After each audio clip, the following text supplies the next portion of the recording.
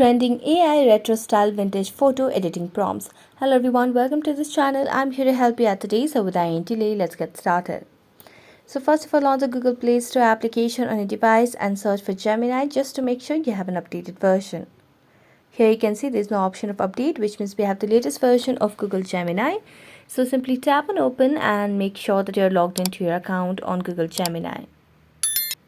As you do that, what you can see is you can see the plus icon over here. So let's tap on the plus icon and add the image from the gallery of a person that would want to put the retro style vintage photo. So I'm going to select a particular guy and then tap on add and then just give the prompt over here. So let's tap on paste and then send it. So here's the prompt I have used.